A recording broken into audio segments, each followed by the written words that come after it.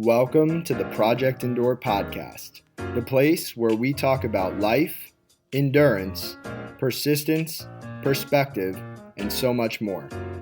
I'm Joe Rinaldi, and I'll be your host. Let's jump in.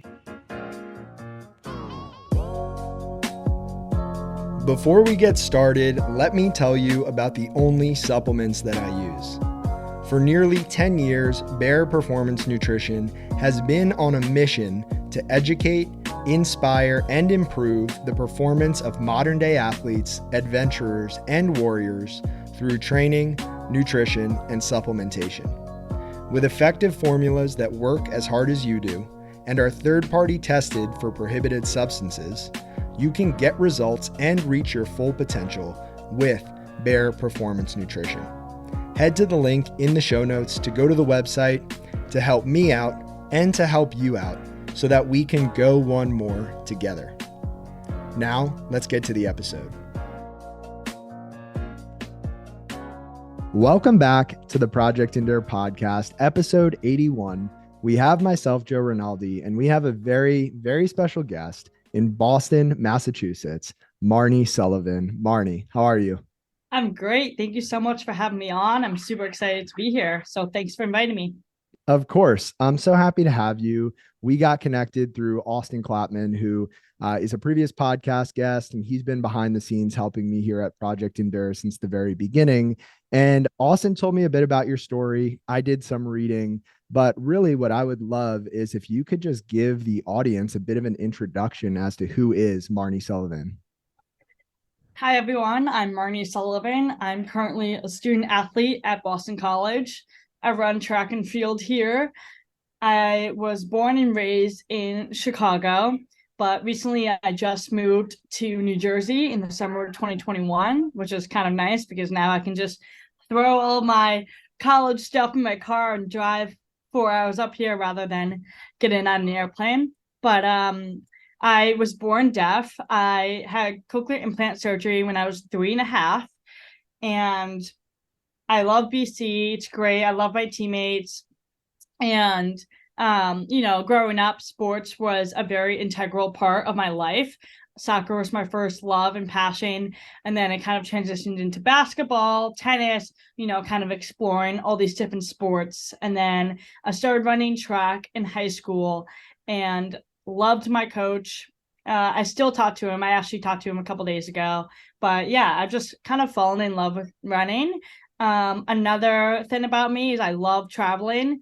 My dad's an airline pilot, so I love traveling, and he actually flies to a lot of my meets over the weekend. So it's, so great to have him there at my meets to support me. That's really cool. So before we dive into kind of like the bigger, deeper stuff, I want to start a little bit surface level, start a little bit smaller. Where in New Jersey did you move to? So I moved to Bernardsville. My dad he's one out of 4. So he has 3 sisters. And, we were kind of the outside family. We were like the one family that lived in the Midwest, in Chicago. So we would always slide to New Jersey over Thanksgiving. We also have a beach house on the Jersey Shore. So I would spend my summers sometimes in New Jersey for a few weeks. I have 14 cousins. I love them all dearly. My family is the best, and we do everything together. They're also like the loudest and funniest people ever. So that's really where I get my energy and humor from. So being able to now just text my cousin, hey, like, want to get lunch, like, in our town, like, it's just so nice to be closer to them. And also my Nana is around too. So it's great seeing her. But yeah, I love New Jersey. I love being with my family, and I'm still able to fly back to Chicago every once in a while to visit my hometown friends. So yeah. So I'm from New Jersey. I'm biased. Oh, you are? Where from New Jersey? Westfield, New Jersey. So kind of in the middle of the state. Okay. Do you believe in Central Jersey or no? I know that's a huge debate. I would say no. I would identify with the bottom half of the northern part of the state. There's a lot of Jersey people that go to Boston College. So I hear about that all the time. Yeah, my sister actually went to Boston College and loved it. Oh, she did. Yeah, she graduated. Man, if she's listening to this, she'll be upset that I don't know. 2 years ago, maybe. 2.5 years. Yeah. Um, Wow. Okay, you'll have to ask if she lived in the mods, because sadly I I didn't get a mod. Tough luck. did they knock those down, or they still exist? No, no, they're still around, but only a certain number of seniors get a mod. But Got it. yeah.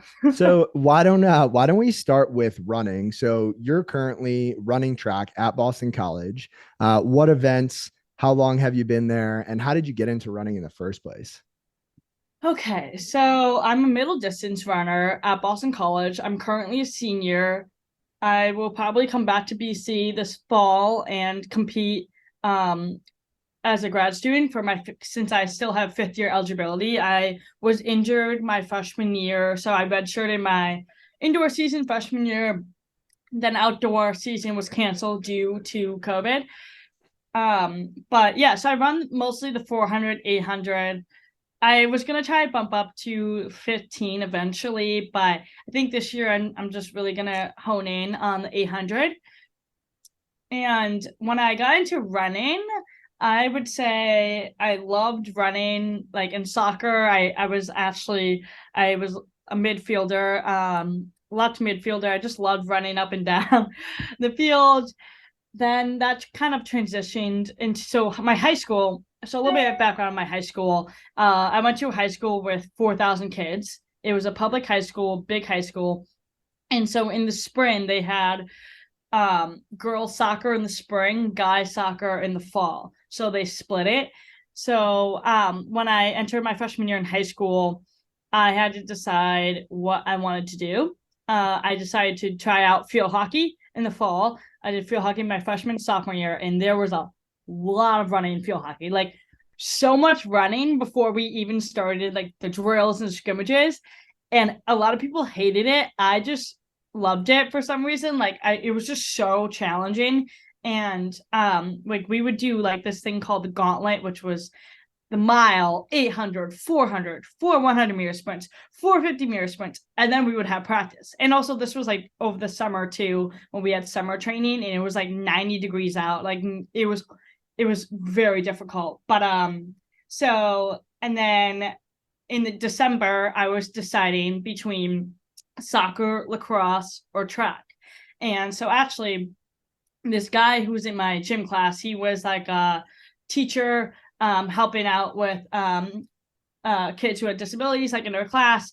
And he would always just watch me in gym class. And he would come up to me. He's like, have you ever thought about running track? You should run track. You should run track. Like every single day was telling me I should run track. And I thought it was just kind of strange. I was like, what does this guy know? Like, what is he talking about? Then I showed up to the track introductory meeting in December, and he was actually one of the coaches.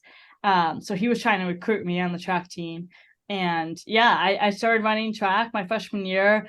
My 4x400 relay team got third in the state. So it was just super cool experience to be a part of that. And, you know, my love for running kind of just kept growing and growing throughout high school. And then now I'm running in college.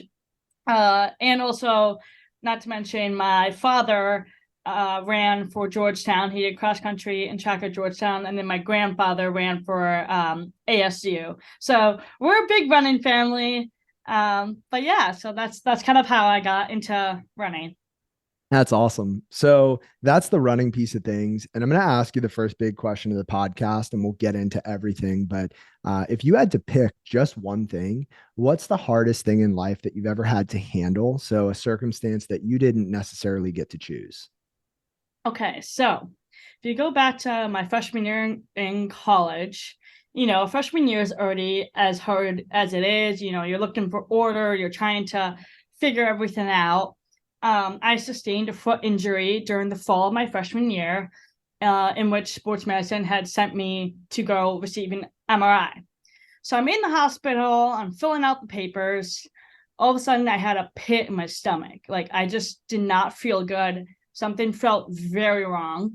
So I went up to the secretary and I said, hey, I have a cochlear implant.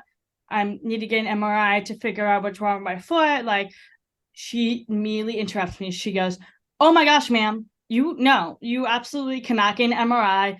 Your cochlear implant is not MRI compatible. I'm sorry, but I literally just stopped Wow. listening. Like my whole body Mm, went numb. You know, at that moment, there were just so many thoughts going through my head. I was just kind of like, this can't be happening right now. Like, am I done with track and field? mm, Like, I can't believe I can't get an MRI and figure out what's wrong with my foot after I've been super, depressed for 6 weeks. Like, what do I do now? And, mm. you know, like so many thoughts were clouding my brain, and this lady is still talking to me, and I was not listening. So I was just kind of squinting through like the dizziness, and I was trying to read her lips. And I don't know what else she said, to be honest. I don't even care what she said. I just grabbed my backpack and I'm walking down the hallway of New Mercy Hospital. And I remember I just was going through so many emotions in that time. Like the sides of the hallway like felt they were closing in. Like I Mm. just like my mind couldn't handle it. um and I start questioning things in my life, and like, why me? Why did I have to be deaf? Why is this happening to me?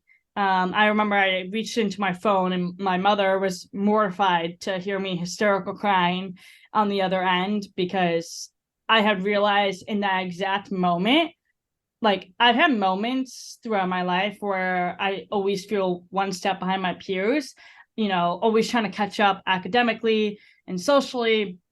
Growing up, I constantly tried to listen closely, and I'm trying to be like everyone else. But like this moment was different. This was the first time that my cochlear implant physically blocked my pathway and prevented me from doing something with my life. So the MRI, like magnetic capabilities, would interfere with my cochlear implant. So long story short, I couldn't participate in the scan, was off the track for 4 months.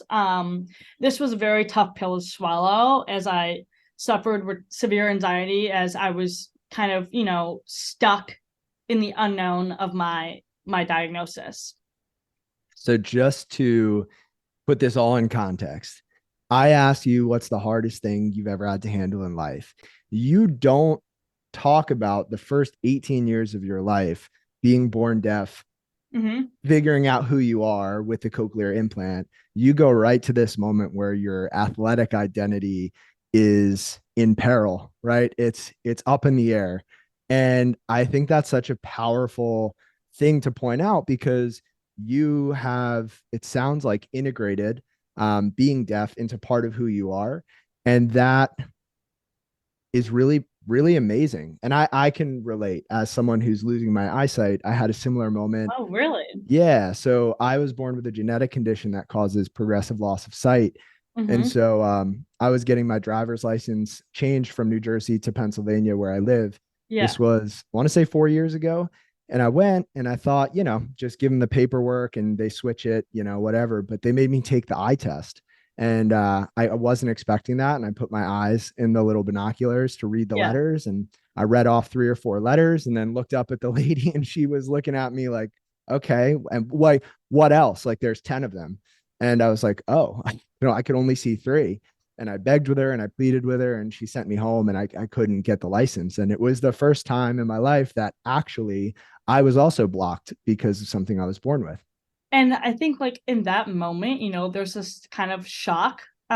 Because I mean, there was kind of a reason why I didn't really talk about like the first 18 years of my life, because growing up, I had the most supportive parents ever, most supportive family. I was in my own hometown. Everyone knew I was deaf, so it was never really something I thought about. It was just, oh, Marnie's deaf. Like that's just, I just happened to be deaf. Whereas freshman year and kind of my time throughout college, I'm figuring out stuff myself, and it's more of an awakening. Like Mm. college is really an experience of what real life is like, whereas growing up the first 18 years of my life, like it was just totally different. I never thought about my hearing loss. I never really thought about my cochlear implant. Whereas at college, I've entered college and I've had to go through certain um, I'm not a hurdler, but I've had to jump certain hurdles throughout college. And it's definitely been a tough ride, but you know, you just have to keep pushing forward. Yeah, I want to ask you a question about your childhood because when I grew up, I would go to school and my parents would tell me, Joe, sit in the front of the class, ask your teachers for extra time, get homework that has bigger print on it. And I would say yes. And then I would go to school and not do any of those things. I'd sit in the Really? bag. I didn't want to be different. I just wanted to fit in. And I'm curious for you if that was the same. So, if you go back a little, as I told you, I was implanted at 3.5, and my parents sent me to an all deaf school, Child's Voice, that taught oral language, spoken language. And, you know, that school, without that school as my foundation, I would not be where I am today. So I thank Child's Voice every day for giving me the support, skills, and tools to thrive academically, athletically, and socially. For example, we had self-advocacy classes. So they really, really pushed self-advocate, self-advocate, self-advocate. You know, people want to help you. It is okay to be helped. And so growing up, I would go up to my professors. I have a mini microphone that connects straight to my cochlear implant. So this mini microphone, the professors wear, and it helps me hear better. So I don't hear, you know, the tapping of my classmate's foot or my someone's tapping their pencil. Like there's no distractions. So I actually won student of the month in 6th grade for my self-advocacy skills. And so that was pretty cool. And yeah, I think, you know, there are definitely times where I'm embarrassed to go up to the front of the class and give my professor the microphone because I don't like to be singled out. But in those times, I hated being singled out. But, you know, in the back of my mind, I'm like, I have to give them this microphone. This is how I'm going to perform my best in the class. So self-advocating is a crucial, crucial part. And I'm really trying to push that skill to all the younger girls and guys that have cochlear implants. I just want to say that's awesome. That is so, so, so cool. So, so, so important. And growing up, while my parents encouraged me to do that, I didn't follow through on that because I didn't want to be different. And I've come to a point in life where I have no problem advocating for myself, but it was a different path than you took to get there. And I just think it's important, not just for, disabilities, but for anything in life, Yeah, because right. I think we deserve to stand up for ourselves. And that's a really hard skill to teach. For sure. And is there another reason why you didn't want to self-advocate, or you just like did not want to be singled out? I like this. This might be the first time in 80 episodes that someone's asked me a question like that. I think it was just I wasn't very confident in myself, and it was also something that I was dealing with that nobody else could see. Whereas for you and you, Is it invisible yeah, disability? yeah, and so yeah, I think that was pretty much it. But I remember also having an aversion to the word disability, and I actually still think I do in some ways. This is actually an interesting topic. I'd love to get your take on it. Because to me, it's not a disability. It actually makes me a lot stronger and a lot better. Right. And so I think it's semantics, how do you view the word? But to me, it's nothing that makes me worse off. It's something that actually makes me better. Yeah, makes you stronger, makes you better. And I agree with that. I think there's a I mean, if I'm being completely honest, like I don't really say I have a disability. I just say I'm deaf. I just think there's a negative connotation to the word disability. You know, people think we are not able to do certain things, but we 110% can do them. It's all about the mindset. But yeah, I was kind of thinking about that as you talked to me a little bit earlier about the words endure and disability. I think those two words can relate to each other, but we can talk about that further down the line. Yeah, we will get to that in a little while here, but I am curious. So, You grew up with the cochlear implant since 3.5 years old. And I was going through your Instagram and you have this really awesome picture from Media Day of Yeah. you showing off the cochlear implant. How long did it take you to get comfortable enough to put that out there and just put a spotlight on it? So, as I said, freshman year, I had to deal with the MRI. Sophomore year was incredibly difficult. A lot of people don't think about this, but we rely so much on lip reading and body language and facial expressions. So during the COVID, pandemic, everyone was wearing masks. Mhm. And that was extremely difficult thing to deal with because I could not hear anyone with the mask. I could not lip read. There's a Dunkin' Donuts right off campus. I need my coffee in the mornings. I love coffee. I go to Dunkin' Donuts. I'm trying to order medium iced coffee. And they also call it iced coffee regular, cream and sugar. That's just a Boston thing. I didn't know about that till I got to Chicago and I ordered iced coffee regular and they got me black iced coffee. And I was like, what is this? And they're like, that's an iced coffee regular. But anyway, so that's a fact that you should know. When you come to Boston, iced coffee regular is cream and sugar. But anyway, so I would order, and there's the clear barriers and the mask. And I just would have so much anxiety, social anxiety going up to order because I could not hear her. I've had certain interactions where people are getting impatient with me, they're getting angry with me, and I'm just like, no, yeah, yeah. Just hoping that it's the coffee I ordered. Sometimes I even get the coffee and it's not what I ordered, but I'm too embarrassed and too ashamed to keep, self-advocating after like 4 or 5 times that they've told me certain things. So sophomore year was very difficult navigating with the masks and also online classes, not Zoom, and certain lectures didn't have captions. I mean, BC was good with having recorded videos have captions, but Zoom did not have captions, or at least maybe they did, but I didn't really know how to do that. Mm. And then junior year. So this was kind of the year where my perspective kind of altered.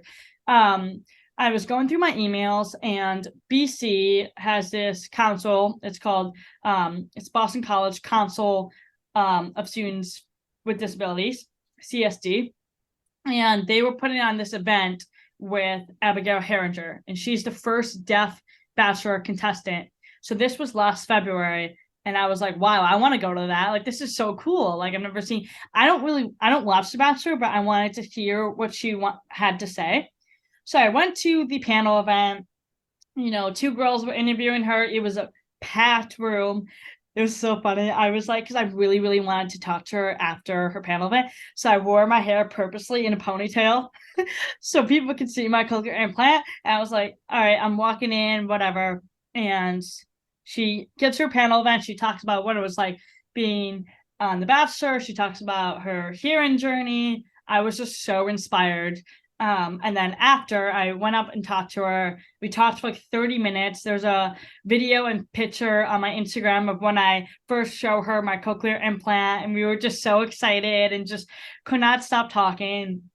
And so I followed her on Instagram. She follows me. We're still in touch, but I think she truly was the turning point on my perspective of my disability because she was older than me. She, as I said, I never really had a role model growing up. So seeing this older person having this confidence with her disability inspired me. And, I was invited on a panel event with CSD later in like March and April. I talked a little bit about that.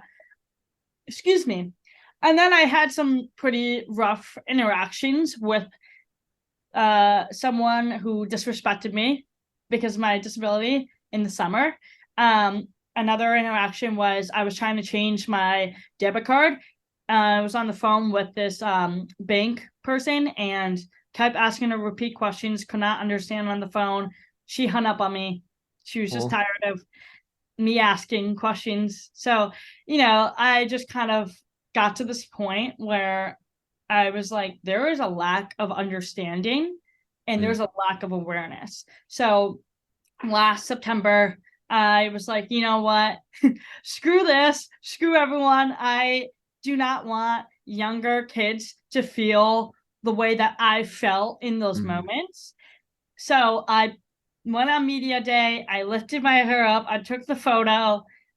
I was so anxious to post that photo because every single Instagram post I've had in the past, my hair is down. I do not show my cochlear implant. I was just very self-conscious, very insecure about my cochlear implant. So I posted that. I was like, you know what? Let's just give it a go. If it helps even just one person, that makes my day. And the post like blew up. I was so shocked. I actually got a notification from this girl. She plays soccer for Holy Cross. I think she's a sophomore, junior, and she recreated the photo. She Oh, put her hair up, had my photo of me holding my hair and her holding her hair, and so she recreated it. And I thought that was such a powerful moment. And that was just so special to me. And ever since then I was like, if this helps one person, like it has inspired me and motivated me to continue to raise awareness, continue um on deaf advocacy, deaf awareness. As I said, I don't want younger kids to feel the way that I felt. I want them to know that they're not alone, and that the struggles that they're going to go through growing up, like you are going to get over them and you are going to keep pushing forward. that's beautiful and powerful. And I'm so thankful you shared it. And I think it highlights something that I hope anybody listening can resonate with, which is when you are dealt cards that are less than ideal in life, and someone can look at it through an objective lens and say that's Right. hard, or that might set that person back. That's a challenge, that's an obstacle. It's also a gift, and it's such an amazing opportunity to stand up. Poker impact is the gift of hearing. You get the gift of hearing. You're in between the hearing and non-hearing world, and while that may be difficult to kind of figure out, you have the gift of hearing and you have the gift to listen to music, connect with people. So I try to remind people on that. Yeah. And people get to look at you now and not feel alone and understand that they too can be strong, and they too can be vulnerable, and they too can help other people. And I think that's just, it's a great message to share. So thank you. Thank you. And I think, it took me what 21 years to get to that point. It was a very, very long process, and I hope that process doesn't take as long for other people. So I just wanted to mention that because this is still very new to me. I'm being exposed to a lot of information, a lot of content that I've never thought about before. So I'm learning just as much about my hearing loss and the deaf community as much as everyone else is. Hmm. So with that being said, the being born deaf, cochlear implant, that's a path that you didn't necessarily choose for yourself. It's No. where you ended up. However, at the same time, I'm sure you've chosen to do plenty of hard things. And I'm curious, what is the hardest thing that you've ever chosen to do on purpose, and why? I've never been asked this question. This is a very difficult question. I think the hardest thing, I think for me, is letting go of people's opinions on me. I am still working on this, but I've encountered lots of negative people in my life, and I've gone through my whole life of you need to get this, do that. I've had people tell me I wasn't going to be successful. Hell, there were doctors that told my parents I was never going to talk right. I didn't talk in complete sentences until I was 6 years old. So I think letting go of people's opinions or ideas of what I should or should not be doing is a step in the right direction of doing what makes me happy and what makes me fulfilled. And as I said, I'm still working on this. It's a very difficult thing for me. So I think that would be the hardest thing for me. That's a great answer. And I would just like to add my thought on that, which is one of the saddest things for me is watching other people stay within a box that other people have built. for them. Right. Because at the end of the day, nobody knows what we're capable of except ourselves. And we only know what we're capable of when we push the limits of what's possible for us. And it's sad because I do think that a lot of the negative energy, words, thoughts that can come somebody's way, that's not so much a reflection of the person that's receiving them. It's usually more a reflection of the Yeah. person that's giving them. It's how they feel on the inside. They want to tear someone else down because they are not happy within themselves. Yeah. What I would say, I think this is a pretty well known saying, hurt people hurt people. But I think that also goes the other way, and encouraged people encourage people. And I think if we can lift other people up, it creates this ripple effect where other people feel just a little bit better about themselves. And maybe it's enough for them to go out and lift somebody else up. And that's exactly what you're doing. Yes, and I hope I'm gonna keep doing that. A lot of my friends tell me I have a very bubbly personality, and there are still days where I'm crying or I have anxiety, and that's just how you go through with life. But I want to create a positive atmosphere. I want to always have positive energy. You wake up every day and you have the choice on the type of attitude and energy you're going to give to yourself and other people. So my choice, to wake up every day, be thankful for what I have, and just keep having a positive mindset. Yeah, I've got a quote here from C.S. Lewis who said, every time you make a choice, you are turning the central part of you, the part of you that chooses, into something a little different from what it was before. And I Wow, think, I love that. yeah, I think being able to show up, no matter what the day looks like, no matter how you might feel getting out of bed, and make that choice to show up, bring positive energy, to be the best version of yourself, to be authentic, and to be seen, right? That choice over and over and over again, it becomes a little bit easier, and it changes who we are, and it changes those around us. Wow, I really like that quote. I would like for you to send that to me. You got it. I will text that to you when we're done. It's funny because I am a big quote person and I have quotes. I probably have thousands of quotes saved in this document on my computer. And when I was getting ready for this conversation, I was just going through things, and I really wanted to highlight the power of choice, because I think, we don't get to control a lot of life, but we do get to control certain things. And I think we do get to control our attitude about things and the effort we put toward things. And that's one thing that is very apparent about you, is you control those things. You control your attitude, you control your effort. And I think it's also a testament to the people around you. And you mentioned how supportive your family is. And unfortunately, not everybody has that. But to be able to put that energy out into the world so others can absorb some of it is really important. Right. And I was listening to one of your old podcasts. You had this one quote that I absolutely loved and resonated with me. It was, you have to be selectively selfish so you can be sustainably selfless. Mm. I That phrase really stuck with me, because, I have been struggling more recently as a lot of new things are thrown at me. And a couple of days ago, my friend was kind of sat me down, was talking to me, and she was like, you need to help yourself before helping others. So for example, like my social media handles are just a highlight of my life. And I am trying to share more of what we go through as student athletes, nevertheless, student athletes with disabilities. So, I really like that quote because I'm really trying to take care of myself, both physically and mentally, before helping others. Yeah, I think the saying goes, you can't pour from an empty cup. And you have to be able to take care of yourself so you can take care of others. And that is really hard for a lot of It's people, hard, yeah. right?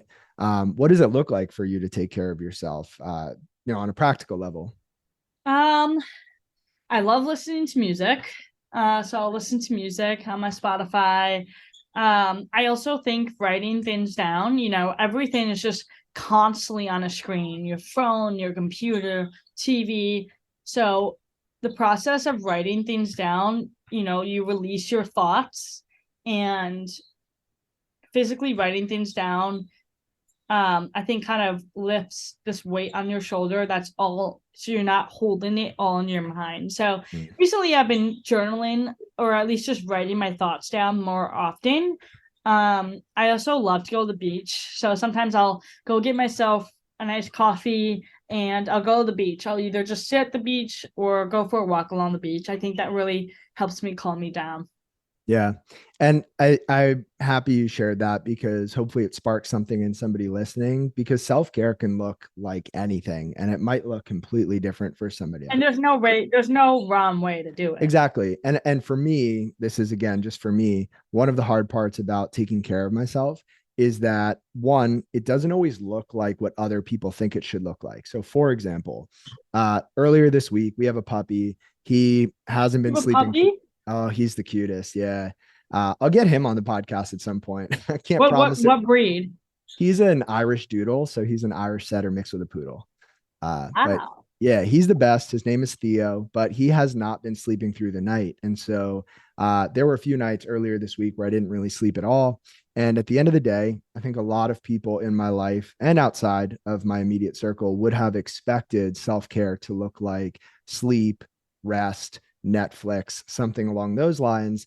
I opted to go to the gym because I had the energy. And to me, that is self care. And I knew that if I got that done, I would feel better and I would probably get a better night of sleep that next night. And so self care can look way different than what other people think it needs to look like. And also for me, self care is hard sometimes because it doesn't always feel productive. And I think a lot of us, I'm assuming you kind of seem type A. A Yeah. lot of us, type A, college student athletes, we like to be productive and do things, And the feeling of constantly having to do something. and being still is hard. Oh, totally, for sure. And I also want to know, I think for me specifically and others with cochlear implants, another self-care thing I do is hearing breaks. So I will take off my cochlear implant and it's nice to kind of be in my own silent world, just kind of an empty, peaceful space. So sometimes I'm living with five girls and they understand, like, I sometimes will just take off my implant and I'll be doing something in the kitchen, doing something in the family room, and they'll try to call my name, but then they'll realize I don't have my cochlear implant, and I just kind of need to just be to myself, be my own little world. So that definitely helps a lot. In a way, for short periods of time, that actually sounds like a superpower that I would love to have to drown out the rest of the world like Yeah. that. Just muting everyone off, muting When everyone. the implant is off, can you hear absolutely nothing? No, so my right side is completely deaf. Um, my left side, I can hear a little bit. I can hear like loud fireworks or something that's really loud. So what I have is auditory neuropathy spectrum disorder. So it's basically a disorganized transmission of sound to the brain. So Mm. I can hear like very little, but I don't know. So like if my back was towards you while we were talking, you were talking to me, I could hear maybe a little bit of mumbles and Mm. roughly sounds, but I can't make out the words and the sentences unless I read your lips. I think that's kind of the best way I could explain it. Yeah, that makes sense to me. So to transition a little bit here, you alluded to this earlier. I would love to hear what the word endure or endurance means to you. And if you want to tie that into the world of disabilities, I think that would be so cool. So I was thinking about this question, and as I said, I think endure and disability can be similar in ways. As we talked about a little bit earlier, they both have a negative connotation to the word, but they don't need to be. When I think of endure means suffering something that is difficult, but that is what makes you stronger. Embrace those challenges, and you can learn from those challenges. It may even alter your perspective on life. For example, when I couldn't get the MRI, like that was the most difficult thing I had to deal with. Mm. Um, but it made me more appreciative of the sport, track and field, more aware of my health, as well as filling that extra time hanging out with friends, surrounding myself with people who make me feel good. Now, on the other hand, people think disability is suffering from a loss of something. I haven't lost anything by being born deaf. It simply changed my perspective on life.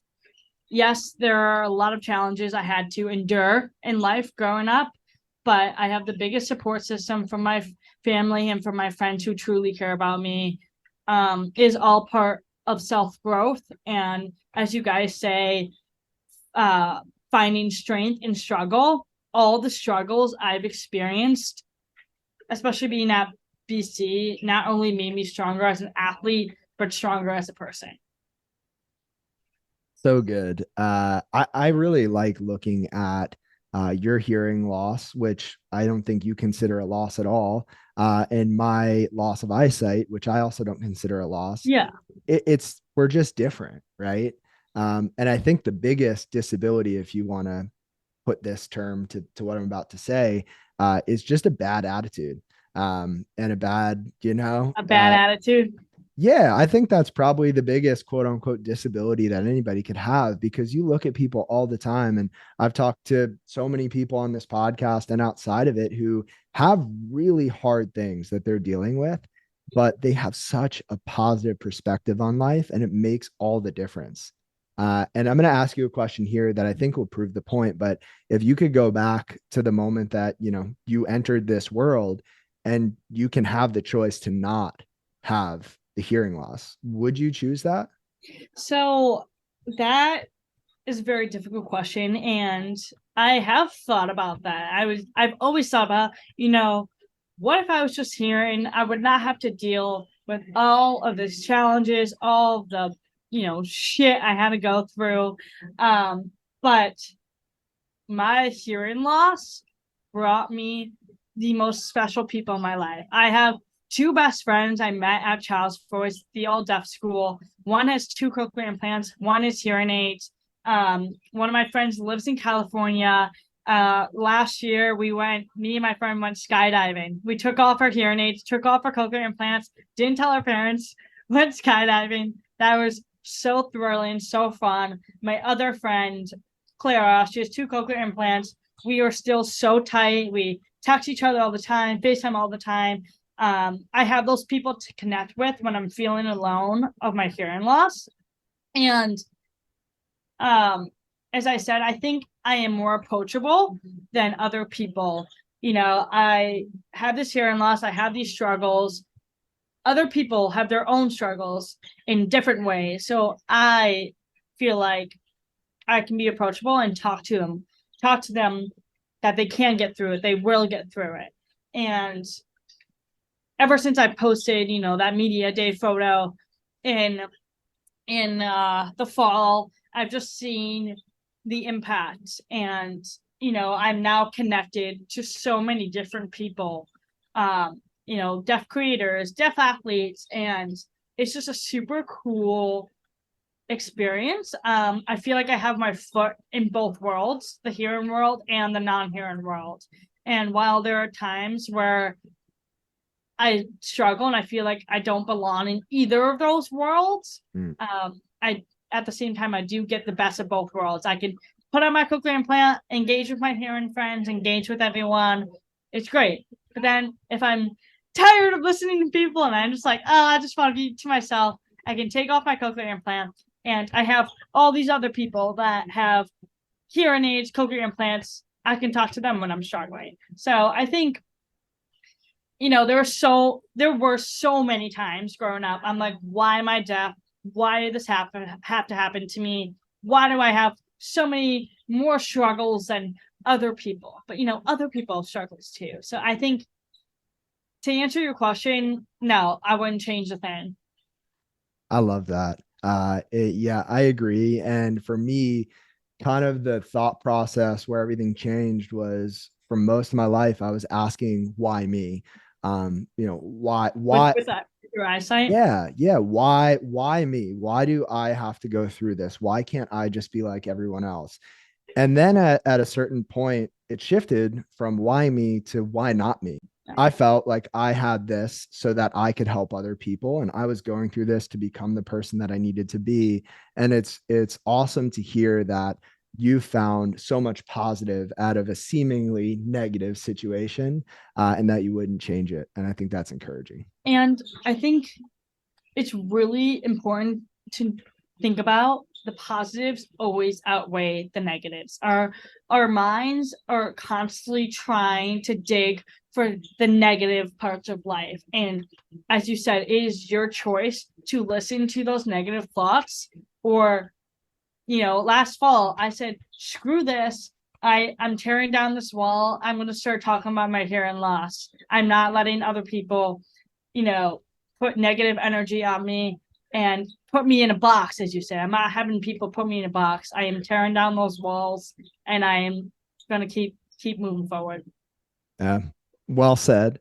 So Marnie, as we near the end of this conversation, there are a lot of people listening to this all over the country, all over the world, who are going through a lot of different things. And some people chose those hard things. Some people did not choose those hard things, but they're here and maybe they just need some encouragement because they're just not sure how to get through what they're going through. Maybe they feel like they need a little bit of hope.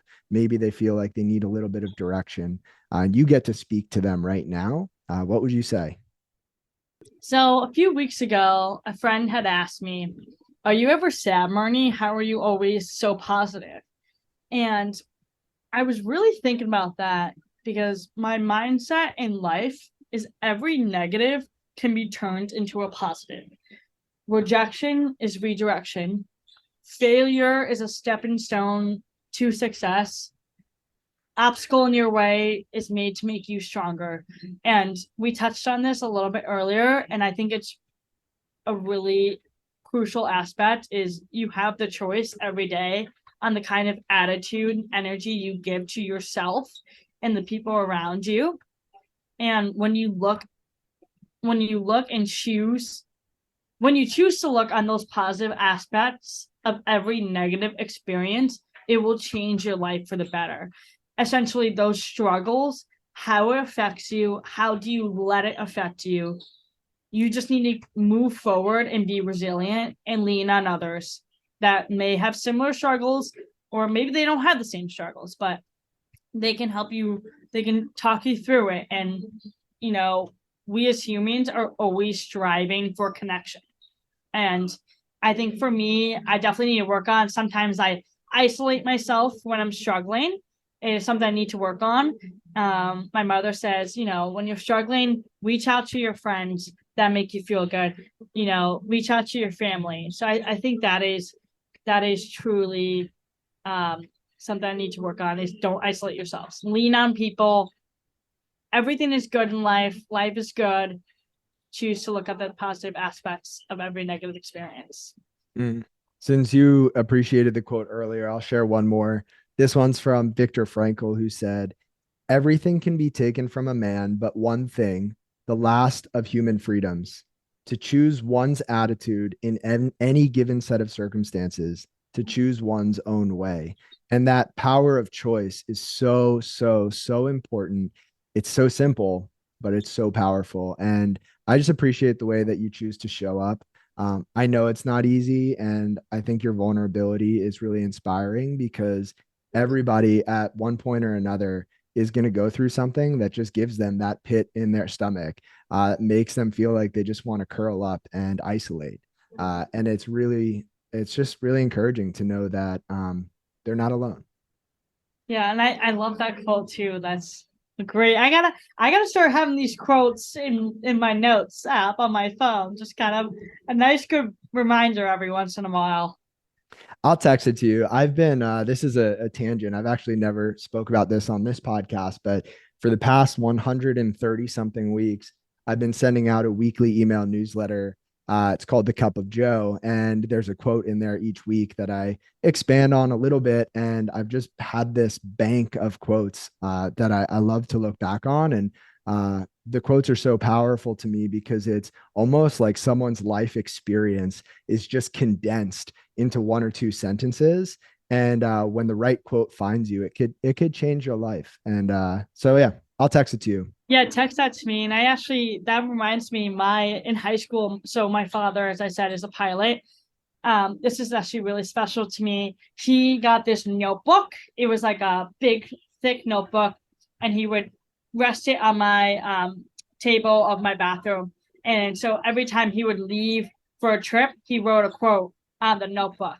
So I would wake up in the morning and I would go to the bathroom to, get ready for school. And there was always a new quote. So I still have it in my drawer. I have like 100 of quotes from my father. So he also is a very big quote guy. And I think it truly can impact your life. And it's a great start of the day to read that quote, remind yourself of all the good things in life.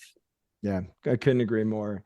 Marnie, if your story resonated with somebody, if somebody wants to connect with you, learn more about you, or just follow along with your journey, where's the best place for them to do that?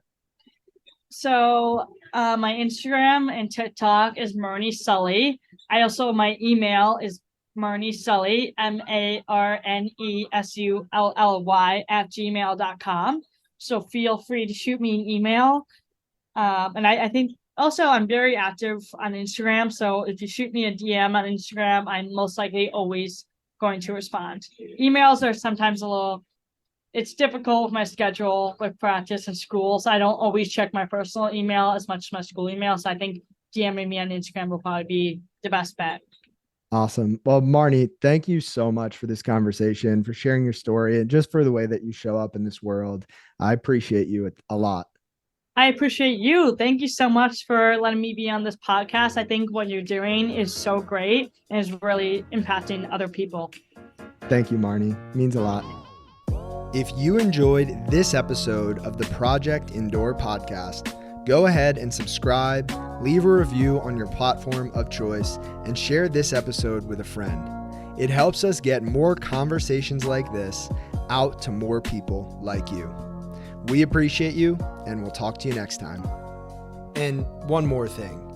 If you're looking for a community of people all striving to be better together, check out the Project Indoor Hard Things Club. The link is in the description below. We'd love to have you.